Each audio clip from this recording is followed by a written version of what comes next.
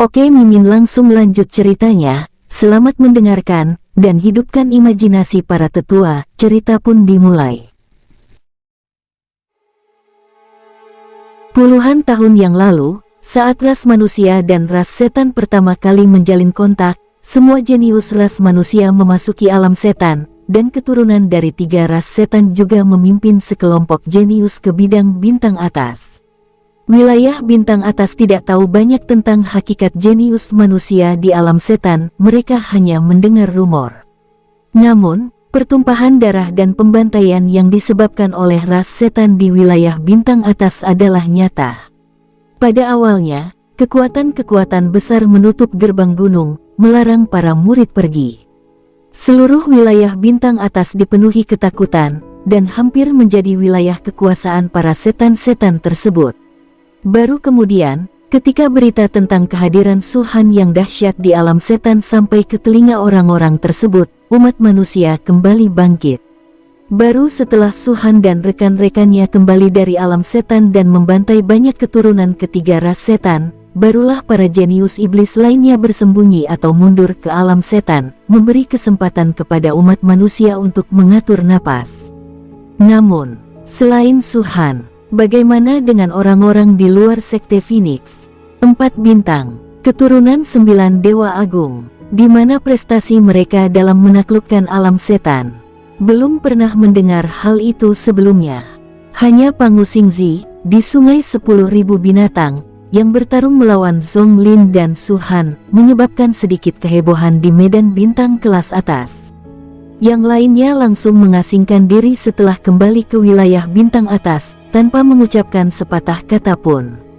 Siapakah yang bodoh untuk berkultivasi ke alam dewa? Meskipun para setan tersebut tidak mau mengakuinya dan tidak berani membicarakannya, mereka tahu bahwa para manusia jenius ini pasti telah lolos dari hukuman berat oleh para setan. Kalau tidak, bagaimana mungkin mereka tidak mempublikasikan pencapaian mereka secara luas? Dan bagaimana mungkin istana manusia tidak memberi mereka penghargaan? Mungkin sebagian orang tidak percaya bahwa bintang-bintang ini, keturunan para dewa, dan seterusnya, yang telah dimitologikan, dapat dikalahkan begitu total. Tetapi saat ini, ketika setan-setan itu membicarakannya, mereka tidak punya pilihan selain mempercayainya. Banyak setan telah menetap di wilayah bintang atas. Meskipun mereka berasal dari ras yang sama, mereka jelas tidak akur satu sama lain. Tentu saja, ini hanya untuk keuntungan pribadi. Jika menyangkut keadilan rasial, mereka akan jauh lebih bersatu daripada manusia. Berbagai jenius setan, masing-masing dengan kekuatannya sendiri, mulai menyebar dari 7 wilayah. Ada 9 tangga menuju surga, dan semuanya muncul di tempat yang berbeda. Ini bukan rahasia lagi, tangga raksasa yang membentang ribuan mil itu berada tepat di depan mata semua orang. Para setan ini tentu saja tidak bisa berkumpul di satu tempat, meskipun mereka juga merasa bahwa semakin tinggi tingkat suatu tempat, semakin banyak peluang yang akan muncul. Misalnya, tangga surgawi di area tingkat 1 mungkin tidak menawarkan keberuntungan sebanyak tangga surgawi di area tingkat 7. Tentu saja ini hanya spekulasi dan belum terverifikasi pada tahun-tahun sebelumnya, ini hanya efek psikologis. Jika Anda memiliki kemampuan dan kualifikasi, Anda dapat bertahan di area level 7. Jika tidak, Anda bisa pergi ke tempat lain. Zonglin, Hanbei, Fenqi, dan jenius setan lainnya tetap berada di area level 7. Sejak kedatangan mereka, kekuatan distrik tingkat ke-7 telah berkurang, dan para pengikutnya jarang keluar kecuali ada masalah yang mendesak. Lagi pula, membunuh kultivator di bawah alam dewa surgawi bukanlah masalah besar. Jika para jenius setan itu benar-benar menggila dan mencoba mengintimidasi umat manusia, maka kematian mereka akan sia-sia. Namun, ras setan tampaknya tidak berniat melakukan pembantaian besar-besaran. Mereka cukup tenang, seolah-olah mereka sudah menduga bahwa umat manusia tidak akan melawan mereka secara langsung. Di tempat lain, Sekte Phoenix, di luar kantor pusat sekte. Di atas kekosongan, Wung, suara dengungan muncul, kehampaan tiba-tiba terkoyak dan ratusan sosok muncul. Apakah ini markas besar Sekte Phoenix? Seorang pria berwajah penuh luka mencibir, hanya itu. Bahkan tidak sebanding dengan kekuatan di wilayah tingkat kelima. Apa ini benar-benar wilayah Sekte Phoenix? Kaisar Naga Iblis kuno yang perkasa, yang begitu lancang di alam setanku, telah diperas sampai sejauh ini oleh umat manusia. Jika umat manusia dapat bersatu, mungkin mereka tidak akan selemah sekarang. Semua orang bilang manusia adalah ras paling cerdas, tapi sayangnya, kepintaran mereka malah menjadi bumerang. Intelijen apa? Mereka cuma sekumpulan sampah licik. Banyak setan kemudian angkat bicara, kata-kata mereka penuh sarkasme dan penghinaan. Mereka tidak memiliki bintang di antara dahi mereka, tetapi tubuh mereka dikelilingi oleh garis-garis energi darah, yang dengan jelas menunjukkan bahwa mereka adalah keturunan dari 3 ras di antara setan, atau makhluk kuat di atas wilayah Kaisar Setan. Sekte Phoenix segera menemukan mereka, dan ekspresi mereka berubah jelek setelah mendengar kata-kata mereka. Hai makhluk yang bukan manusia, berhentilah bicara omong kosong. Di depan Sekte Phoenix, pencemaran lingkungan dilarang keras. Keluar dari sini segera. Teriakan dan kutukan terdengar, menyebabkan bahkan setan yang paling kuat pun menunjukkan kemarahan mereka. Orang lain mungkin takut pada para setan-setan ini, tetapi Sekte Phoenix sama sekali tidak takut. Jika mereka yang berada di atas alam dewa surgawi tidak dapat bergerak, setan mana yang berani bertindak gegabah di depan pemimpin sekte mereka sendiri? Hai manusia rendahan, coba katakan itu lagi. Percaya atau tidak, aku akan merobek mulutmu yang bau itu. Jika kau punya nyali, maka naiklah ke sini dan bertarung. Diam kau! Tiba-tiba terdengar teriakan dingin, membungkam para raksasa setan yang tengah mengumpat dengan marah. Banyak mata tertuju pada setan yang berbicara. Itu adalah pria tampan yang ada di paling depan. Dia menarik napas dalam-dalam dan berkata perlahan, katakan pada Suhan bahwa aku, Zonglin, telah tiba. Nomor 1 dalam daftar perburuan setan, jenius terkuat dari seluruh ras setan, benar-benar bakat yang tak tertandingi. Orang-orang dari Sekte Phoenix tentu saja langsung mengenalinya. Melihat dia berbicara dengan sopan, dan mengetahui bahwa makhluk seperti itu tidak boleh dihina sesuka hati, seseorang segera berlari masuk untuk melapor. Sekitar setengah jam kemudian, hanya beberapa lusin sosok yang perlahan mendekat sementara Zonglin dan yang lainnya menunggu dengan tidak sabar. Tuan-tuan, Anda datang cukup awal. Suhan meliriknya dan tersenyum saat berbicara. Kamu, yang bermarga Su, benar-benar sombong. Feng-Chi mencibir. Apakah saya tidak memenuhi syarat? Suhan menunjuk Zonglin, lalu berkata kepada Feng-Chi, jika aku bisa mengalahkannya 2 kali, aku juga berhak membuatnya menunggu selama setengah jam. Mendengar itu, wajah Zonglin langsung menjadi gelap. Faktanya, dia dikalahkan Suhan 2 kali, dan itu adalah penghinaan terbesar dalam hidupnya. Adapun Feng-Chi, ekspresinya bahkan lebih tidak menyenangkan. Jika dia dapat mengalahkan Zonglin, bagaimana dia masih bisa menduduki peringkat ketiga dalam daftar perburuan setan? Sekalipun Zonglin tidak memiliki garis keturunan tertinggi, apalagi sekarang dia memilikinya, dia tetap tidak akan sebanding dengan Zonglin. Kefasihan bicaramu telah meningkat sejak terakhir kali aku melihatmu. Dia menatap Suhan dengan tatapan dingin, aku ingin tahu apakah kekuatan tempurmu juga meningkat. Sekalipun aku tetap stagnan, kau bukanlah tandinganku, jawab Suhan dengan tenang. Bush! Aura Han Bei tiba-tiba menyebar, dan kemudian langsung mereda. Tetapi hilangnya ketenangan sesaat itu disadari oleh semua orang. Suhan, seorang pahlawan tidak berkutat pada kejayaan masa lalu. Sekarang saatnya pembukaan tangga surgawi, bukan sungai 10.000 binatang. Han Bei mencibir. Suhan mengejek, terus kenapa? Kau tidak mengerti. Ia berkata dengan sedih dan marah, ini berarti kau akan dikalahkan oleh kami, dan kau akan diinjak-injak dengan kejam oleh kami di hadapan manusia yang tak terhitung jumlahnya di tangga surgawi itu. Kalau kau kesini cuma mau ngomongin omong kosong, mending pulang saja. Aku tidak punya waktu untuk kalian di sini, kata Su Han malas. Su Han, Zonglin akhirnya tak kuasa menahan diri lagi. Memang benar aku telah dikalahkan olehmu 2 kali, dan dengan mengorbankan nyawa 10 dewa leluhur. Tapi justru karena inilah aku harus membalas dendam ini. Kalau begitu, mari kita bertemu lagi di tangga surgawi, ucap Su Han dengan tenang. Kau, Zonglin hampir muntah darah. Aku melakukan perjalanan jauh-jauh dari alam setan untuk menemuimu pertama kali. Apa kau tidak punya sesuatu untuk dikatakan? Apa yang kau ingin aku katakan?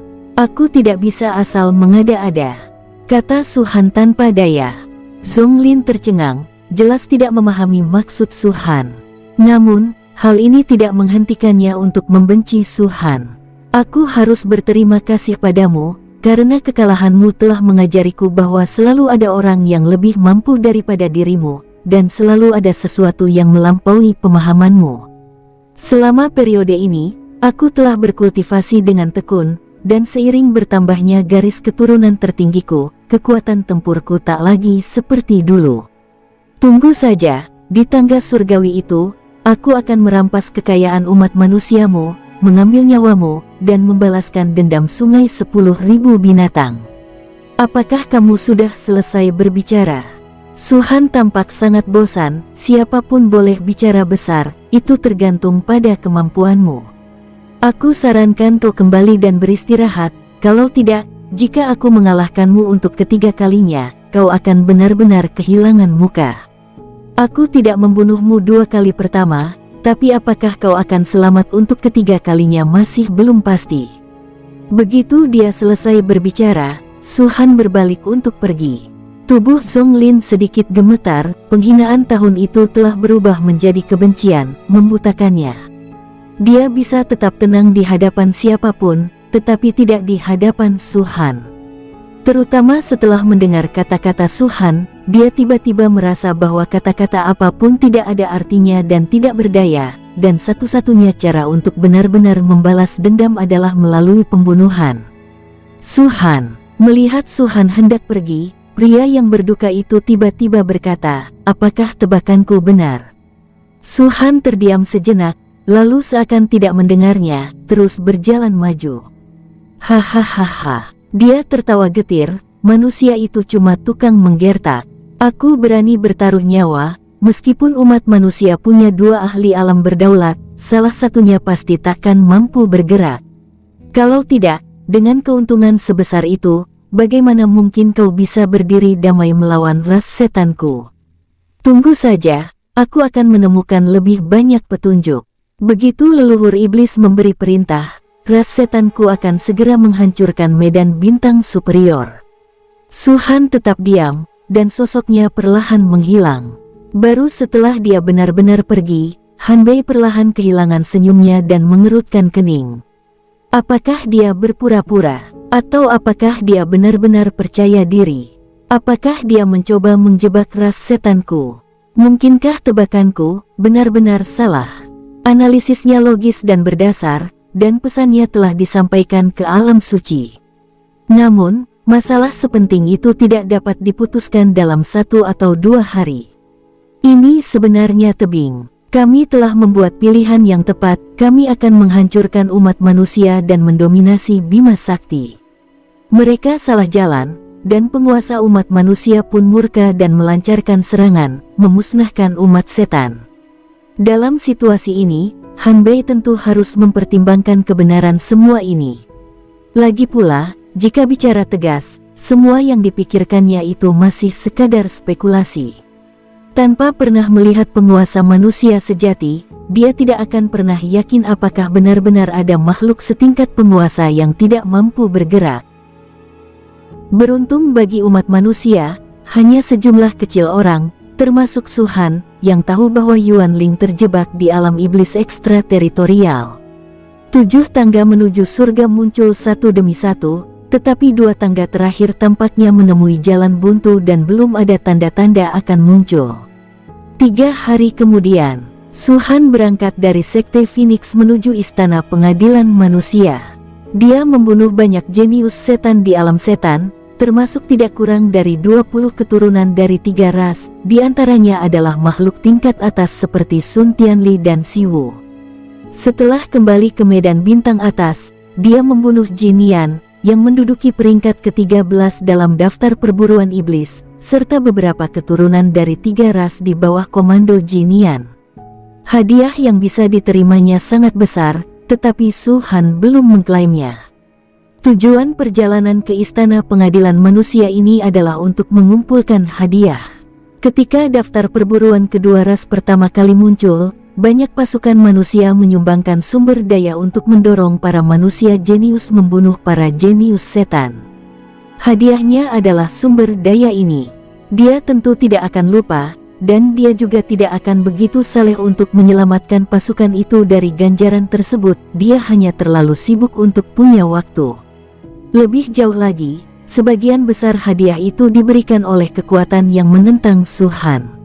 Apakah mereka benar-benar melakukan ini untuk kebaikan umat manusia? Tentu saja tidak. Mereka sebenarnya ingin menggunakan metode ini untuk memberikan hadiah kepada 4 anak bintang dan keturunan 9 dewa. Namun siapakah yang dapat membayangkan bahwa Su Han lah yang akhirnya akan memusnahkan dunia setan? Istana manusia terletak tak jauh dari sekte Phoenix. Bahkan, karena kemerosotannya dalam beberapa tahun terakhir, istana manusia hampir terdorong ke tepi tingkat ke-7. Sekitar 1 jam kemudian, Su Han tiba di Istana Pengadilan Manusia. 9 pagoda yang menjulang tinggi di Pengadilan Manusia, meliputi area seluas 100.000 li, meskipun tidak lagi semegah sebelumnya, masih tetap menakjubkan. Itu Su Baliu, bukan, ini Su Sun. Su Sun ada di sini. Su, aku harus memanggilmu Su Senior. Salam, Senior Su. Ketika Su Han tiba, para penjaga Istana Pengadilan Manusia segera melihatnya dan dengan gembira memberi penghormatan. Jika kita harus menyebutkan kekuatan yang paling bersahabat dengan Su Han di seluruh bintang atas, tidak diragukan lagi itu adalah Istana Pengadilan Manusia. Perspektif dari mana Istana Pengadilan Manusia berdiri bukanlah perspektif seorang individu, tetapi perspektif seluruh umat manusia. Mereka yang masih memegang jabatan tinggi di Istana Pengadilan Manusia telah lama kehilangan ambisi untuk menghidupkan kembali umat manusia. Mereka hidup hanya untuk kepentingan mereka sendiri. Sangat sedikit orang yang benar-benar peduli terhadap umat manusia. Dan para penjaga ini jelas salah satu dari mereka. Sejujurnya, perasaan mereka terhadap Su Han cukup rumit. Ketika Su Han pertama kali datang, ia mempersembahkan dunia fana, yang menyebabkan 9 menara beresonansi dan membangkitkan suara suci Dao Agung. Bahkan mereka pun merasakan manfaatnya. Saat itu, mereka hanya menganggap Su Han sebagai orang rendahan, siapa yang tahu bahwa dia adalah mantan Kaisar Naga Iblis. Dan sekarang, mereka tahu. Mungkin saya sedikit terkejut, tetapi saya segera menerimanya. Hanya, ras manusia, sejati seperti Kaisar kuno Naga Iblis, yang pernah menaklukkan lautan suci sejauh 1 miliar mil dan menekan ras iblis, yang tidak akan meninggalkan dunia fana sendirian, tetapi malah memberikannya secara cuma-cuma ke Istana Pengadilan Manusia sehingga seluruh umat manusia bisa mendapatkan manfaatnya. Jika sebelumnya saya bersyukur atas dunia fana, kini itu adalah penyembahan sejati yang sepenuh hati. Sudah lama tidak melihatmu. Su Han tersenyum dan mengangguk pada para penjaga. Para penjaga menjadi semakin gelisah, tubuh mereka gemetar tak terkendali. Senior Su, cepat ikut aku akan masuk dan memberitahu mereka segera, teriak seseorang. Tidak perlu. Su Han menggelengkan kepalanya sedikit, melihat ke kejauhan dan tersenyum, seseorang telah tiba. Hahaha, orang itu datang sebelum suara itu datang. Su Baliu, kau benar-benar membuatku tidak tahu apa-apa.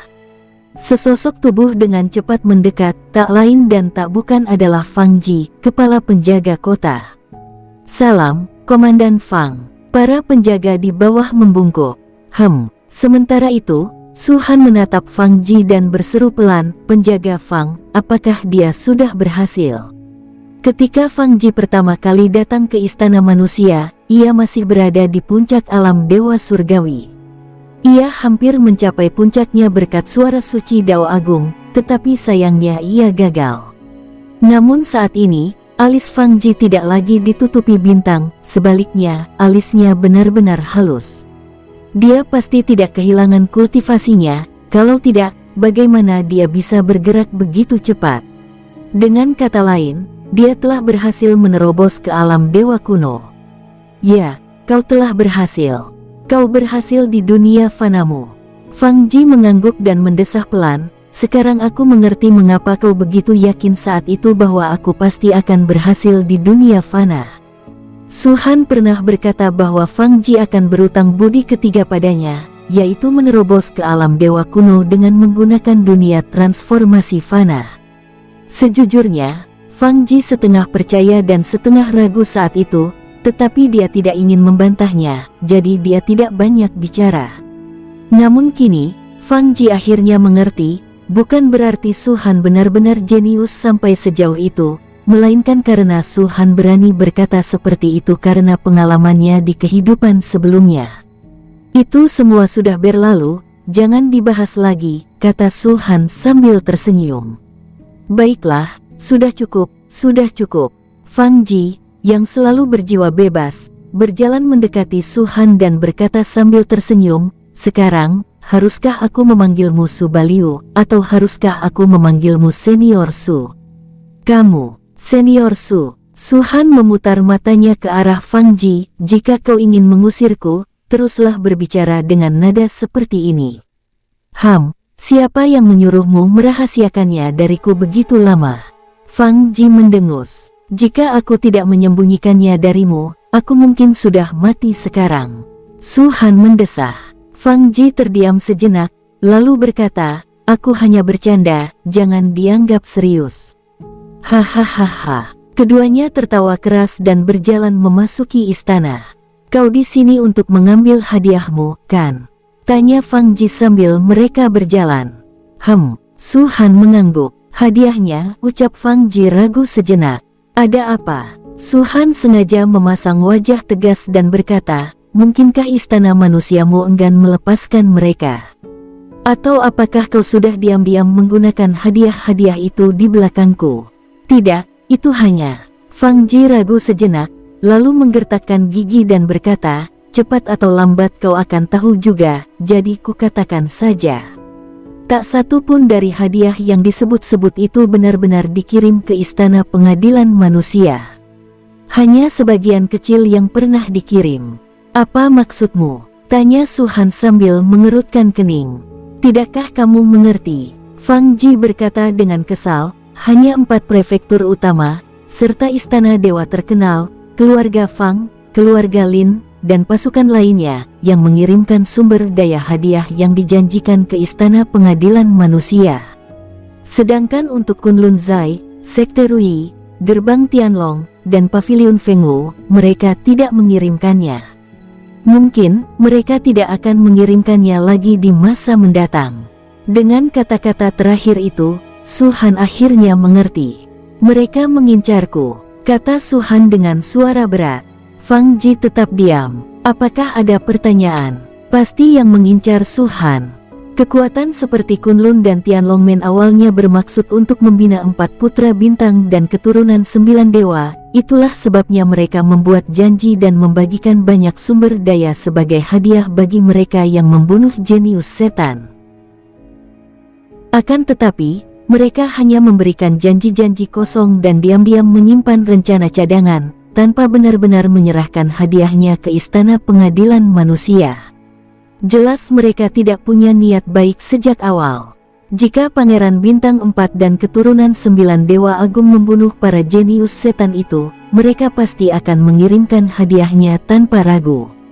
Namun, kenyataannya tidak demikian. Orang yang benar-benar memusnahkan alam setan adalah Su Han. Mereka sudah berada di pihak Star Alliance dan merupakan musuh bebuyutan Su Han, jadi bagaimana mungkin mereka menyerahkan hadiahnya? Mengenai 4 prefektur utama, tidak perlu dijelaskan secara rinci. Sebagai kekuatan tingkat atas, bahkan demi muka, mereka akan mengirimkan sumber daya terlebih dahulu. Lagi pula, entah itu Suhan atau para jenius setan yang dibunuh oleh Pangu Xingzi dan keturunan para dewa, mereka pasti akan berdampak buruk bagi satu atau dua prefektur. Meski begitu, mereka masih harus mempertahankan status dan prestasi unggul dari 4 prefektur utama. Adapun kuil dewa terkenal, keluarga Fang, dan lain-lain, hanya dapat dikatakan bahwa mereka benar-benar ingin mendorong keajaiban umat manusia. Kamu bahkan tidak menerima hadiah Star Alliance? Tanya Suhan. Sudah terkirim, tapi baru sepertiganya. Fang Ji berkata, menurut aliansi bintang, mereka secara pribadi akan menyerahkan 2/3 sisanya kepada para jenius. Setelah mengatakan itu, Fang Ji menekankan, perhatikan bahwa itu para jenius. Suhan menyipitkan matanya. Di mata mereka, aku jelas bukan seorang jenius. Sayang sekali, kalau awalnya ada hadiah 100%, sekarang mungkin hanya tersisa 20%, tambah Fang Ji. Suhan menggelengkan kepalanya dan tidak mengatakan apa-apa lagi. Ini merupakan sesuatu yang tidak terduga dan sudah diduga. Suhan tidak akan marah jika musuh bebuyutannya tidak mengiriminya hadiah, dia hanya bisa mengatakan bahwa mereka selangkah lebih maju. Yang disesalkannya adalah status Istana Pengadilan Manusia saat ini. Itu semua hanya sandiwara belaka, tanpa isi. Biasanya, Istana Pengadilan Manusia yang pertama kali mengumumkan hadiah tersebut.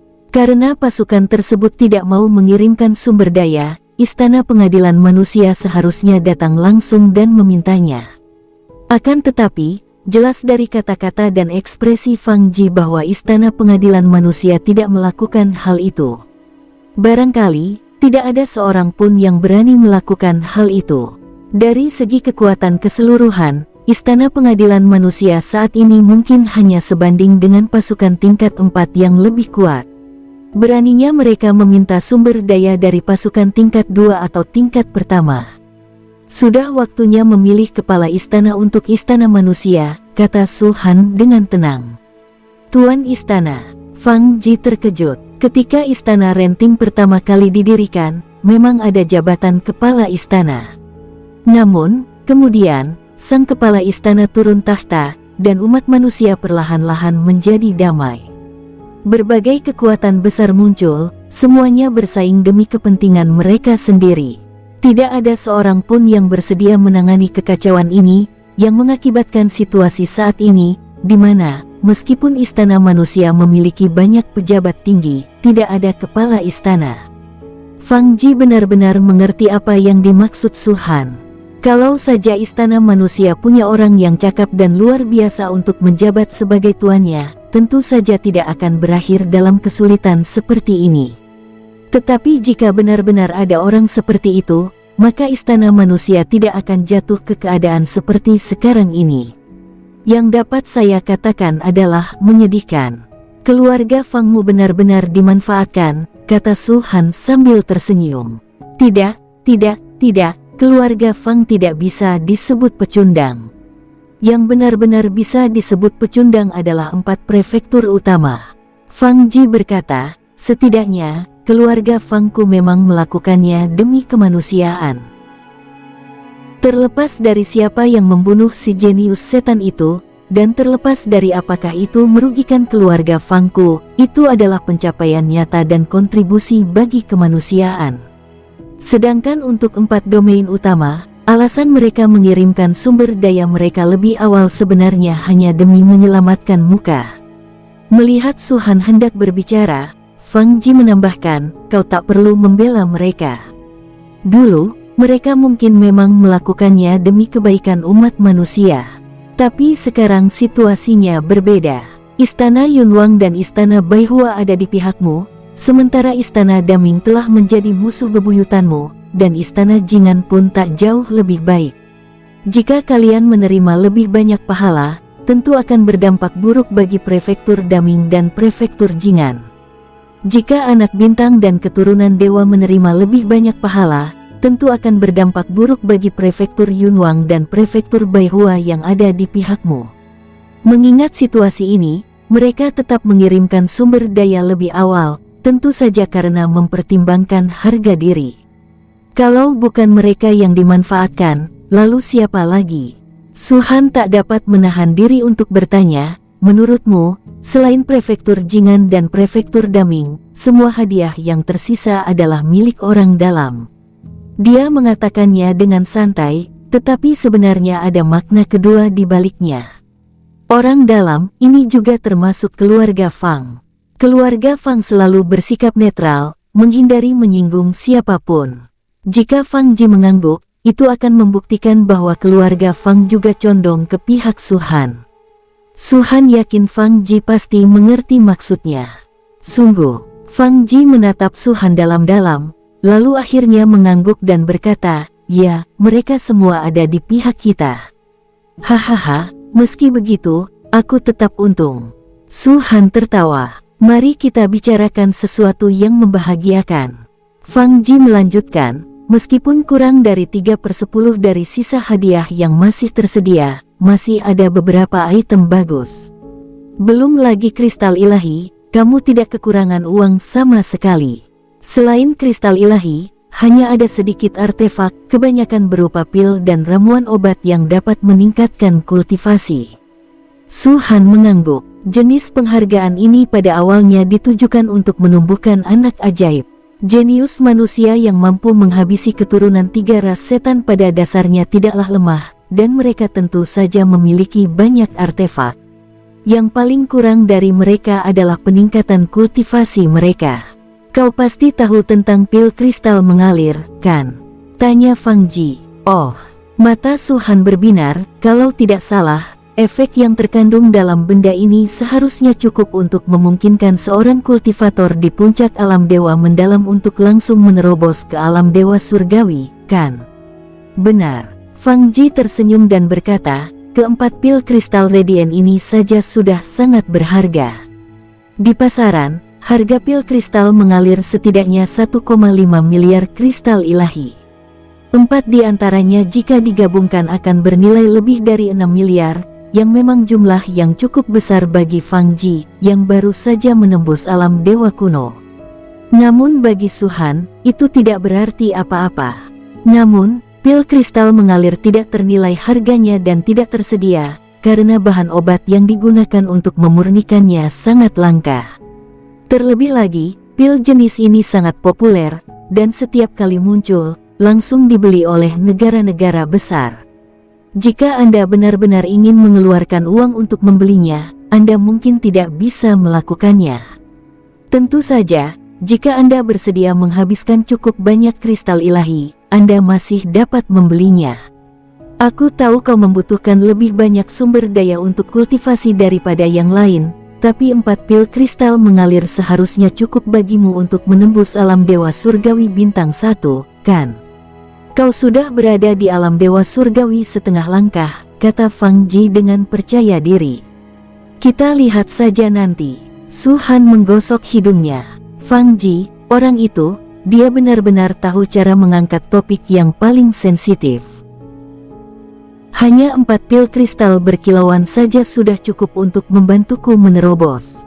Apakah itu berarti aku bisa menghabiskan miliaran kristal suci untuk membeli kekuatan tempur yang setara dengan Dewa Kuno Bintang 2? Teruslah bermimpi.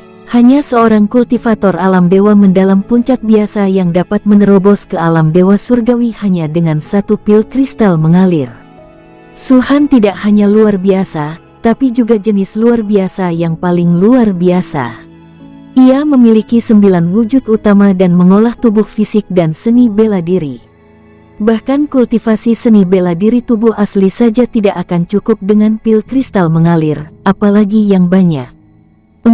40 potong masih jauh dari cukup. Jadi maksudmu itu masih belum cukup? Fang Ji tersenyum percaya diri, jangan khawatir.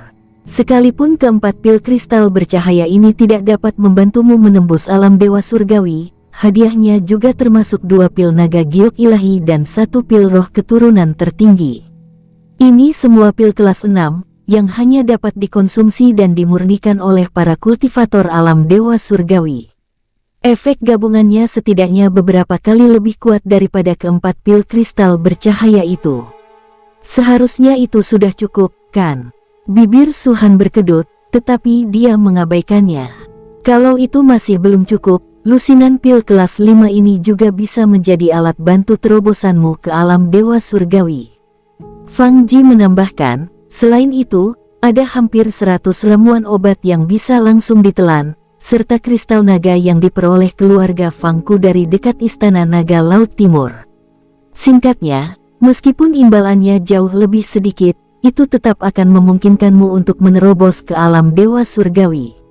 Cukup, sungguh cukup. Su Han benar-benar tak berdaya. Barang-barang ini memang berharga, tetapi apakah barang-barang ini dapat membantunya menerobos ke alam dewa surgawi dalam satu gerakan adalah masalah yang sama sekali berbeda. Tapi dia benar-benar tidak ingin membuat Fang Ji patah semangat. Melihat sikapnya yang percaya diri, rasanya sulit sekali menampar wajahnya. Namun, Su Han agak terkejut bahwa keluarga Fang mampu memperoleh kristal naga. Apa itu kristal naga? Ketika seekor naga sejati mati, jasadnya tetap tidak rusak selama bertahun-tahun dan secara bertahap memunculkan sebuah benda. Benda ini disebut kristal naga. Mayat mungkin hanya menghasilkan satu kristal naga, atau mungkin menghasilkan beberapa, atau bahkan 10, tergantung pada tingkat kultivasi naga sejati semasa hidup. Tetapi tidak peduli berapa banyak kristal naga yang ada, semuanya merupakan benda yang sangat penting bagi ras naga sejati. Sebagian besar kristal naga telah diambil kembali oleh 4 istana naga utama. Meskipun umat manusia menginginkannya, mereka hanya bisa mencari beberapa secara diam-diam. Semakin kuat naga tersebut, semakin tinggi kualitas kristal naga yang dihasilkannya. Di bidang bintang kelas atas, naga sejati manapun, bahkan yang baru lahir, memiliki kekuatan tempur tingkat ke-6. Oleh karena itu, kristal naga tingkat terendah juga berada di tingkat ke-6. Fakta bahwa keluarga Fang bersedia menyerahkan kristal naga menunjukkan betapa berbaktinya mereka kepada umat manusia. Sangat disayangkan, aku rindu mempersembahkan hatiku pada rembulan yang terang, namun rembulan yang terang itu hanya bersinar di parit yang berkelok-kelok. Ras manusia tidak dapat mengingat kebaikan mereka. Mereka juga tidak dapat mengingat kebaikan yang ditunjukkan kepada mereka oleh Istana Pengadilan Manusia. Saat keduanya berbicara, mereka tiba di depan menara pertama. Menurut Fang Ji, hadiahnya terletak di menara pertama. Sebelum Su Han masuk, dia tiba-tiba bertanya, "Aku ingat keluarga Fang punya anak ajaib bernama Fang Xijin."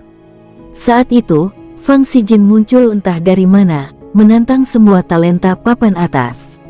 Setidaknya sejauh pengetahuan Su Han tentangnya, ia belum pernah kalah. Su Han tentu saja mengingat keajaiban tersebut. Su Han ingat bahwa Fang Xijin tampaknya pergi bersamanya ketika dia pergi ke alam setan saat itu. Namun, sejak memasuki alam setan, tidak ada lagi kabar tentang Fang Xijin. Dia seharusnya tidak mati, tetapi dia seolah menghilang begitu saja. Karena meninggalkan kesan yang mendalam padanya, Su Han tiba-tiba menanyakan pertanyaan itu. Fang Xijin. Fang Ji ragu sejenak, lalu menarik napas dalam-dalam dan berkata dengan suara berat, dia mendapatkan sebuah benda di alam setan. Benda ini agak istimewa, dan aku tidak boleh mengatakan benda apa itu sebenarnya. Setelah kembali dari alam setan, dia mengasingkan diri dan tidak pernah muncul lagi sejak itu. Oh, jadi begitu. Su Han jelas tidak berniat mendesak masalah ini. Setiap orang punya rahasia masing-masing, dan dia tidak banyak berhubungan dengan Fang Xijin, jadi dia tidak akan terlalu mempermasalahkannya. Tapi dia akan sangat senang jika dia tahu bahwa kamu masih peduli padanya. Fang Ji terdiam sejenak, lalu berkata, dia sebenarnya sangat mengagumimu. Bukankah seharusnya dia merasa terhormat karena kau mengingatnya? Anda terlalu memikirkannya. Su Han tersenyum, berbalik dan berjalan ke menara pertama.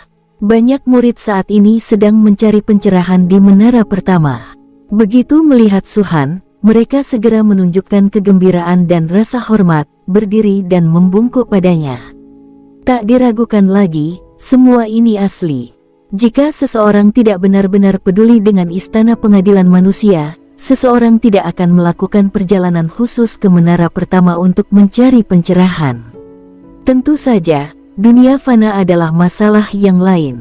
Sebagai kepala penjaga kota, Fang Ji memenuhi syarat untuk memberikan hadiah. Semua sumber daya yang disebutkannya diberikan kepada Su Han tanpa kecuali. Su Han tidak berencana untuk tinggal lebih lama dan pergi setelah mengambil barang-barang itu. Barang-barang yang diperolehnya kali ini mungkin tidak akan langsung membantunya menerobos ke alam dewa surgawi, tetapi barang-barang itu dapat sepenuhnya meningkatkan kultivasinya hingga ke puncak. Cincin Sumerunya juga berisi banyak benda berharga, seperti beberapa mayat dan saripati darah yang diperolehnya di alam setan. Su Han yakin jika dia bisa melahap dan memurnikan semua ini, dia pasti bisa melangkah ke alam dewa surgawi. Namun begitu dia melangkah ke alam dewa surgawi, itu adalah lompatan kualitatif. Perbedaan antara alam dewa mendalam dan alam dewa surgawi adalah perbedaan besar dalam alam, bukan perbedaan kecil dalam tingkatan. Kekuatan tempur puncak Su Han saat ini mungkin dapat melawan Dewa Kuno Bintang 1, atau bahkan membunuh Dewa Kuno Bintang 1. Namun begitu dia berhasil menerobos ke alam Dewa Surgawi, dia pasti tidak akan terbatas bertarung melawan para kultivator alam Dewa Kuno Bintang 2. Begitu dia mencapai tingkat alam Dewa Surgawi, dia akan mampu menyapu seluruh wilayah di medan bintang kelas atas, jika tidak tak terkalahkan. Namun, Su Han tidak akan mencoba menerobos sebelum memasuki tangga surgawi. Jika tidak, kultivasinya dibatasi oleh tangga surgawi dan tidak dapat memasukinya akan menjadi kerugian. Meninggalkan menara pertama, Su Han berjalan keluar. Fang Ji tentu saja datang untuk mengantar mereka pergi, dan tampak agak enggan berpisah. Setelah hening sejenak, Fang Ji tiba-tiba berkata, "Kau benar, istana manusia memang membutuhkan seorang kepala istana." Ya, Su Han mengangguk santai. Tetapi siapa yang cocok menjadi kepala istana? Kata-kata Fang Ji syarat makna. Sejujurnya, posisi kepala istana di istana manusia sama sekali tidak berguna bagi umat manusia saat ini. Saat ini, banyak kekuatan berdiri tegak, dan tokoh-tokoh kuat bermunculan silih berganti, tak seorang pun menganggap serius istana manusia. Jika istana manusia ingin menjunjung tinggi keyakinannya dalam melindungi umat manusia, maka orang yang menduduki posisi kepala istana haruslah benar-benar tanpa pamrih, memiliki kultivasi yang tinggi, dan mampu menjaga ketertiban. Di mana kita bisa menemukan orang seperti itu? Kalau begitu, mari kita tunggu dan lihat apakah ada orang yang cocok, kata Su Han sambil berjalan. Fang Ji langsung menjadi cemas. Tidak bisakah kau mengerti maksudku? Apa maksudmu? Tanya Su Han bingung. Su Han, bagaimana kalau kau menjadi kepala istana? Tanya Fang Ji dengan sungguh-sungguh. Su Han langsung tersenyum. Orang ini akhirnya mengungkapkannya. Apakah tingkat kultivasiku cukup? Su Han bertanya sambil tersenyum. Kamu? Fang Ji langsung terdiam. Ya, dalam hal status, kedudukan, dan kontribusi terhadap umat manusia, Su Han memenuhi syarat untuk menjabat sebagai kepala istana. Secara khusus, mengingat status rendah istana pengadilan manusia saat ini, tidak seorang pun akan keberatan jika dia benar-benar menjadi kepala istana. Mereka tidak menganggapnya serius, dan karena itu tidak mau repot-repot mengajukan keberatan. Kemampuan untuk mengolah juga merupakan faktor yang sangat penting. Dengan kultivasi Su Han di alam dewa surgawi setengah langkah, bagaimana mungkin dia bisa menjadi kepala istana? Tak berlebihan jika dikatakan, dalam hal kultivasi, Fang Ji bahkan tidak memenuhi syarat. Tanpa kultivasi yang memadai, apa gunanya menjadi kepala istana jika hanya bermodalkan nafsu? Kau tak punya kekuatan untuk memimpin istana manusia memerintah umat manusia. Apa bedanya itu dengan cangkang kosong? Memikirkan hal ini, Fang Ji mendesah getir. Mari kita tunggu sebentar. Mata Su Han berkilat, lalu ia menepuk bahu Fang Ji, dan berkata perlahan, aku sudah memesan posisi kepala istana. Cepat atau lambat, aku akan memasuki istana manusia. Benarkah? Mata Fang Ji berbinar. Nyata. Su Han terdiam sejenak, lalu melanjutkan, tapi aku mungkin akan mengecewakanmu, karena aku masih pemimpin Sekte Phoenix, dan aku tidak bisa hidup tanpa motif egois. Lagi pula, begitu kepala istana mengambil alih, mau tidak mau ia harus memberi contoh kepada seseorang, kalau tidak, orang lain tetap tidak akan menganggap serius istana manusia. Orang-orang yang akan kuhadapi nanti kemungkinan besar adalah musuhku sendiri, bukan karena mereka menentang Sekte Phoenix, tetapi karena mereka mengingkari janji dan gagal memenuhi komitmen mereka. Intinya, ini berarti mereka tidak peduli dengan kinerja istana manusia. Bukankah ini masih menggunakan orang lain untuk melakukan pekerjaan kotor, gumam Fang Ji. Begitulah diriku, Su Han berkata dengan tenang. Justru karena ketidakkegoisannya di masa lalu, istana pengadilan manusia telah mencapai keadaan ini. Semua orang peduli pada diri mereka sendiri. Fang Ji berdiri di sana, tertegun. Harus diakui bahwa kata-kata Su Han sangat masuk akal. Akan tetapi, jika kita benar-benar berperang melawan kekuatan lain, itu akan bertentangan dengan niat awal istana pengadilan manusia. Bagaimanapun juga, entah musuh atau kawan, pihak lain tetaplah manusia. Wus wus wus. Tepat pada saat itu, puluhan seberkas cahaya menyambar dari tempat menara ketujuh berada. Mereka jelas bermaksud meninggalkan istana pengadilan manusia, tetapi ketika mereka lewat tidak jauh dari Su Han dan Fang Ji, mereka berhenti sebentar. Kemudian mereka berbalik dan mendatangi kedua orang itu. Ada apa? Fang Ji menatap orang itu. Alisnya sedikit berkerut, ekspresinya tidak ramah. Meskipun Su Han tidak mengenali orang-orang ini, dari pakaian mereka, dia tahu bahwa mereka adalah anggota pasukan tingkat pertama di wilayah tingkat ketujuh, Kunlun Shai. Kunlun Shai adalah salah satu pasukan yang gagal memberikan hadiah. Jelas, inilah mengapa Fang Ji tidak menyukai orang-orang ini. Junior Zheng Jiushu menyapa Komandan Fang. Seorang pria muda angkat bicara. Dia hanya seorang kultivator alam Suan Sen bintang 4, tetapi dia dilindungi oleh 2 kultivator alam dewa kuno dan 6 kultivator alam dewa surgawi. Anak orang kaya, ya. Su Han tersenyum dan melirik Fang Ji. Huf, tentu saja, dia berasal dari keluarga kaya.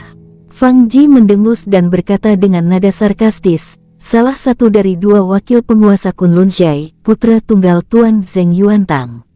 Dari segi status dan kedudukan, dia mungkin bahkan lebih tinggi daripada para pemimpin pasukan tingkat 4 itu. Kau menyanjungku, Tuan Fang.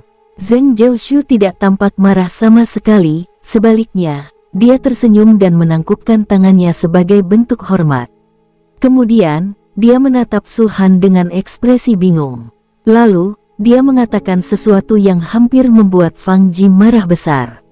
Siapa ini? Dia mengucapkan 3 kata, wajahnya polos dan nadanya penuh pertanyaan. Namun wajah Fang Ji langsung menjadi gelap. Kamu tidak tahu siapa dia. Maafkan penglihatan saya yang buruk, saya benar-benar tidak tahu. Zheng Jiushu menggelengkan kepalanya. Mereka pasti buta. Fang Ji tak dapat menahan diri untuk berseru. Dahulu kala, potret Su Han sudah terpampang di seluruh bidang bintang atas. Selain para kultivator yang telah mengasingkan diri selama ribuan atau puluhan ribu tahun dan belum muncul, siapa yang tidak mengenalnya? Sekarang identitas Su Han telah terungkap, mantan Kaisar Naga Iblis ini telah menerima perhatian yang tak terhitung jumlahnya. Jika Zheng Jiushu hanyalah orang biasa, itu tidak masalah, dia mungkin terlalu sibuk mencari nafkah untuk memperhatikan hal lain. Tapi dia tidak, ia adalah putra wakil kepala Kunlun Shai dan bintang baru Kunlun Shai. Ia tidak mengasingkan diri selama ribuan tahun. Pelatihan yang diberikan Kunlun Shai kepadanya bukan hanya tentang tingkat kultivasi, tetapi juga mencakup pengetahuan, pengalaman, dan sebagainya. Apakah ini mengecualikan Su Han? Apakah visi Kunlun Shai sudah mencapai level seperti itu? Mereka bahkan tidak menganggap mantan Kaisar Naga Iblis kuno sebagai lawan yang sepadan. Fang Ji tidak mempercayainya. Itulah sebabnya dia mengatakan Zheng Jiushu buta. Apa yang sebenarnya ingin dia katakan adalah, kamu buta. Tuan Fang, seorang tetua di alam dewa kuno yang berdiri di samping Zheng Jiushu angkat bicara, katanya dengan suara berat, hati-hati dengan ucapanmu. Kau pikir kau bisa mengendalikan caraku berbicara? Fang Ji mencibir. Orang tua itu berkata, bahkan kepala keluarga Fang pun tak boleh menghina tuan muda sesuka hati. Tuan Fang sebaiknya berhati-hati dalam perkataan dan perbuatannya. Bagaimana jika aku tidak mau? Fang Ji juga memiliki temperamen yang berapi-api. Orang tua itu hendak berbicara, tetapi Zheng Jiushu menghentikannya. Saya masih junior dan masih sedikit pengetahuannya, dan saya harap Anda memaafkan saya jika saya telah menyinggung Anda dengan cara apapun. Jangan coba-coba pura-pura bodoh denganku. Aku benci orang sepertimu yang pura-pura bodoh padahal tahu yang sebenarnya. Fang Ji berkata, kau tidak tahu siapa dia. Kalau begitu aku akan memberitahumu, namanya Suhan, dan dunia transformasi fana yang kau masuki kali ini diciptakan olehnya. Apa kau tahu sekarang? Zheng Jiushu tampak terkejut dan langsung berkata, jadi ini Senior Su. Aku sudah banyak mendengar tentangmu. Suhan menatapnya dengan tenang tanpa mengucapkan sepatah kata pun. Zheng Jiushu melanjutkan, Senior Su menciptakan dunia fana dan memimpin para jenius klan kami untuk berjuang menembus alam iblis. Beliau sungguh teladan bagi kami semua. Ayah saya secara khusus berpesan bahwa jika saya bertemu Senior Su, saya harus menjelaskan kepadanya dengan benar bahwa hadiah itu bukanlah sesuatu yang Kunlun Sai rela lepaskan, melainkan kita menghadapi kesulitan yang tak terelakkan. Tidak apa-apa, aku akan pergi ke Kunlun Sai sendiri untuk memintanya saat aku punya waktu luang. Mata Suhan berbinar, dan dia berkata sambil tersenyum, tak satu pun dari pasukan yang berutang hadiah akan lolos. Ekspresi Zheng Jiushu berubah. Orang tua itu dan orang lain di sampingnya juga menyipitkan mata, jelas tidak menyangka Suhan akan bersikap begitu terus terang. Mereka mengira Suhan akan menelan penghinaan ini. Lagi pula, masalah ini bukanlah hal kecil dan bukan pula hal besar. Suhan sangat kaya, jadi dia mungkin tidak peduli dengan hadiah-hadiah itu. Alasannya tidak dikirim hanya untuk mengganggu Suhan. Biasanya, Suhan pasti akan menelan amarahnya. Namun, Suhan tidak melakukan apa yang mereka inginkan. Seperti dugaanku, dia sangat pendendam dan menyimpan dendam, pikir Zheng Jiushu dalam hati. Di permukaan, ia berkata, Senior Su tidak perlu datang langsung. Setelah Kunlun Sai melewati masa sulit ini, kami akan mengirimkan hadiah yang dijanjikan. Jika kau benar-benar ingin mengirimkannya, lakukanlah dalam 3 hari, atau akan terlambat, kata Suhan. Ekspresi wajah Zheng Jiushu sedikit gelap. Aku memberimu jalan keluar, dan kau malah berpikir kau istimewa. Apakah menurutmu Kunlun Sai akan takut padamu dalam 3 hari? Oh, benar. Tiba-tiba, Suhan berkata, dilihat dari tingkat kultivasimu, kau seharusnya juga bisa memasuki tangga surgawi, kan? Saya sangat beruntung telah dianugerahi batu kenaikan surgawi oleh para petinggi, kata Zheng Jiushu. Suhan menyipitkan mata dan tersenyum, hati-hati. Tidak sembarang anak bisa memanjat tempat berbahaya seperti tangga surgawi. Tangga menuju surga yang membentang ribuan mil, cukup lebar. Zheng Jiushu menatap Suhan. Ya, sangat tinggi. Suhan mengangkat dagunya, jika kamu benar-benar jatuh, kamu pasti akan mati. Senior Su, kamu terlalu banyak berpikir. Aku tidak akan pergi ke tempat yang tidak seharusnya aku kunjungi. Tapi kamu sudah menyinggung seseorang yang seharusnya tidak kamu lakukan. Zheng Jiushu berhenti berbicara, dan Suhan juga menatapnya, tersenyum tanpa mengucapkan sepatah kata pun. Suasananya agak sunyi dan agak menyesakkan. Akhirnya, Suhan terkekeh, agak tak bisa berkata-kata, dan bergumam pada dirinya sendiri, lupakan saja, ngapain repot-repot berdebat dengan bocah nakal. Aku benar-benar makin mirip anak kecil. Benar, Senior Su tidak jauh lebih baik dari yang kubayangkan, tambah Zheng Jiushu. Saya sangat menyesal mengecewakan Anda. Su-han mengangkat alisnya, ini dunia fana. Bisakah kau datang ke sini lebih jarang di masa depan? Menggunakan barang orang lain lalu mengkritiknya itu agak tidak tahu malu. Dunia fana adalah milik semua orang, bukan senior Su, jadi mengapa aku tidak bisa menggunakannya? Zheng Jiaoshu mencibir, atau, senior Su, bisakah kau mengambil kembali dunia fana ini? Itu tidak perlu, hanya saja, dunia fanaku agak istimewa. Saat kau mencoba memahaminya, kau harus menahan diri sedikit, kata Su-han dengan tenang. Jangan khawatir, aku pasti akan. Diam, keluar. Fang Ji tiba-tiba menyela Zheng Jiaoshu dan berteriak. Wajah Zheng Jiaoshu memerah, dan matanya suram. Baik dia maupun Su-han tidak mengatakan hal baik apapun, tetapi pada akhirnya mereka tidak mengutarakannya ke publik. Fang Ji, di sisi lain, langsung melontarkan hinaan, membuatnya benar-benar merasa terhina. Bagi seorang jenius seperti ini, yang tumbuh dikelilingi sanjungan dan penjilatan, hal ini benar-benar terlalu berat untuk ditangani. Karena Tuan Fang sudah memberi perintah untuk pergi, maka junior ini tidak akan tinggal di sini lagi. Zheng Jiaoshu menarik napas dalam-dalam, menatap tajam ke arah mereka berdua, lalu berbalik dan pergi. Setelah dia pergi, Fang Ji meludah ke samping dan mencibir, "Cuih. Dasar sampah. Seorang kultivator alam dewa mendalam bintang 4 berani berlagak di depanmu. Sungguh, harimau yang jatuh ke dataran diganggu anjing, dan naga di perairan dangkal diolok-olok udang. Apakah kamu marah?" Su-han bertanya sambil tersenyum. "Tentu saja aku marah. Apa kau juga tidak marah?" balas Fang Ji dengan nada kesal. "Baiklah kalau begitu." Su-han tertawa dan berkata, "Sekalipun hanya untuk mencegah Tuan Fang Wei marah, aku akan tetap menjaganya dalam pendakian menuju tangga surgawi ini."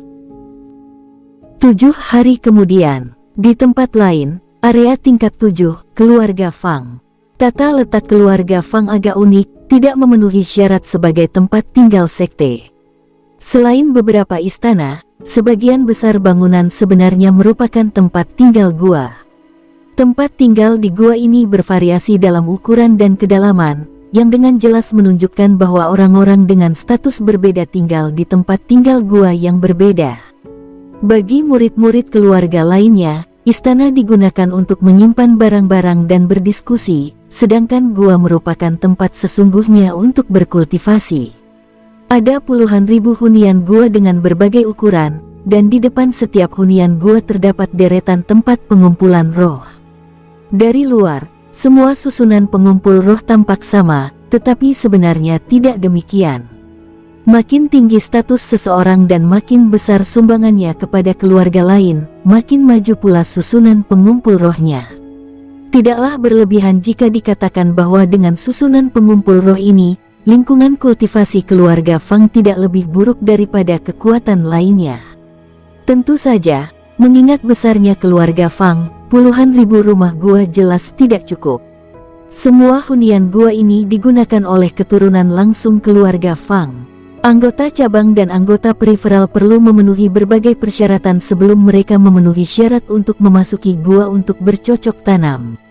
Pada saat itu, seorang pria paruh baya sedang berdiri di depan sebuah gua.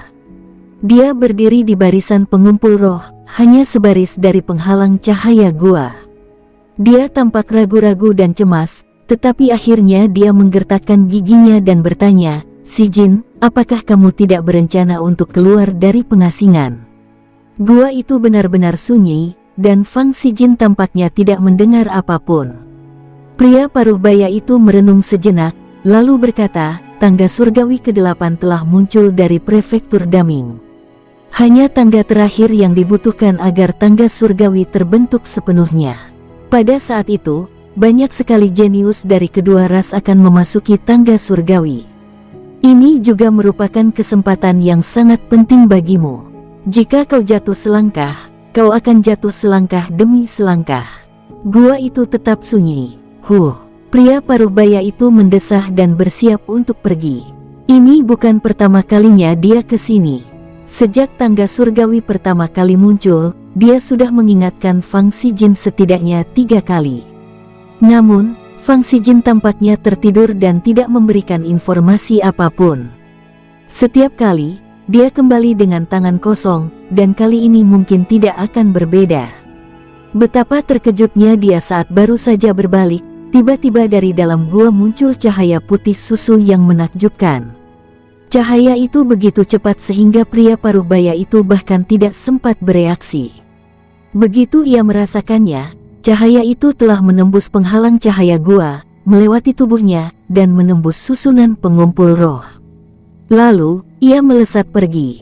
Apa ini? Pupil mata lelaki paruh baya itu mengecil, wajahnya berubah drastis, dan ia menampakkan ekspresi ngeri yang mendalam. Dia merupakan ahli puncak alam dewa surgawi, tetapi setelah cahaya ini melewatinya, tingkat kultivasinya justru ditekan hingga sekitar alam dewa surgawi bintang 5. Puncak, 7 bintang, 6 bintang. Turunnya setara dengan 3 nilai minor. Meski tak berlangsung lama dan kini sudah pulih, meski hanya sesaat, cukup menggetarkan lelaki paruh baya itu. Bes, tepat pada saat itu, cahaya putih susu surut, menyapu pria paruh baya itu sekali lagi, dan akhirnya kembali ke dalam gua.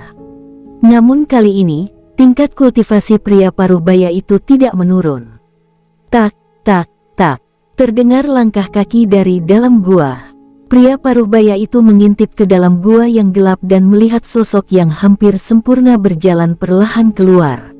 Xijin, kau sudah keluar dari pengasingan. Pria paruh baya itu sangat gembira.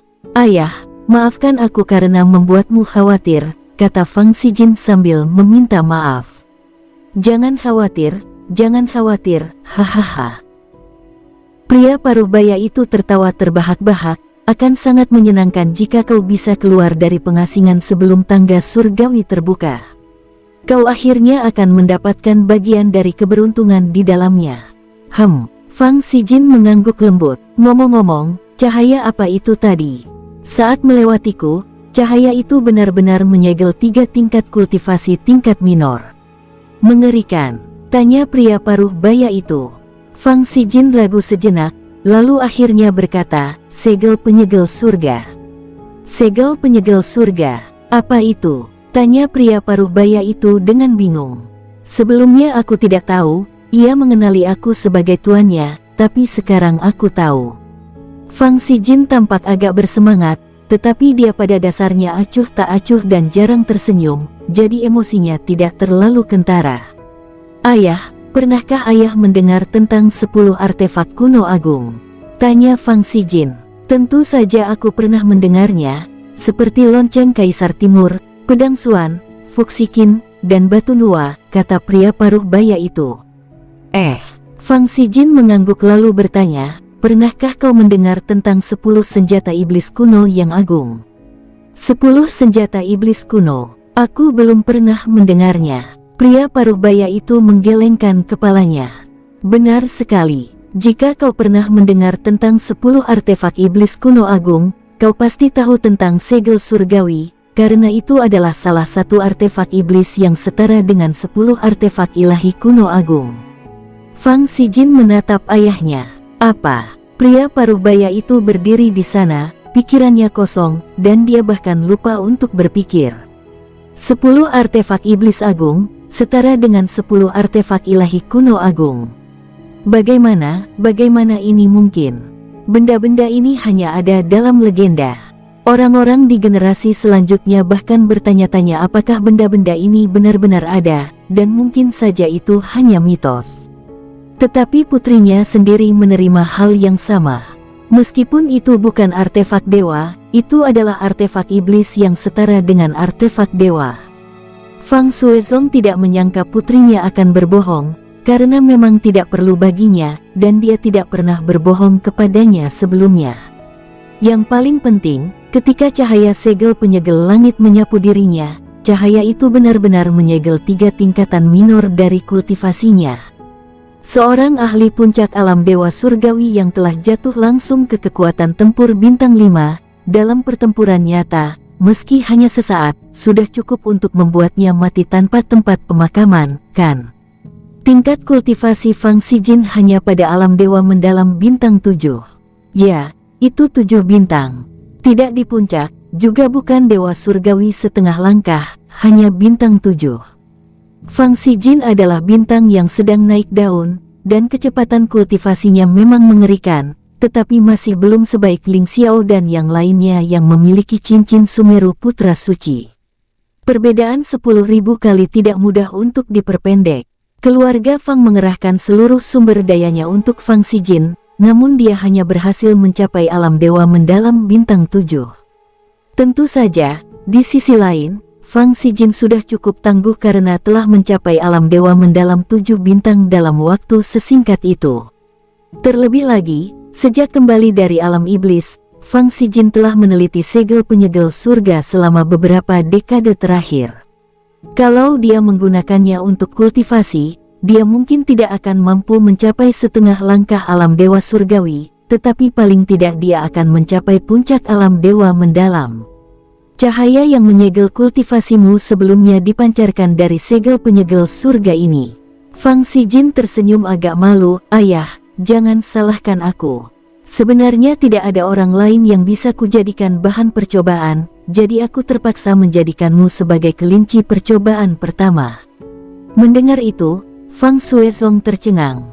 Dia tentu saja tidak marah pada Fang Xijin, yang mengejutkannya adalah efek mengerikan dari segel penyegel surga. Kultivasi Fang Xijin di alam dewa mendalam 7 bintang sudah cukup untuk menyegel 3 tingkat minor kultivasiku. Bagaimana jika dia juga mencapai puncak alam dewa surgawi dan menjadi setara denganku? Apakah dia menyegel sepenuhnya level kultivasinya? Benar-benar sesuai dengan reputasinya sebagai artefak setan kuno. Bersambung, sampai jumpa di episode berikutnya. Semoga kalian semua terhibur. Terima kasih, bye-bye.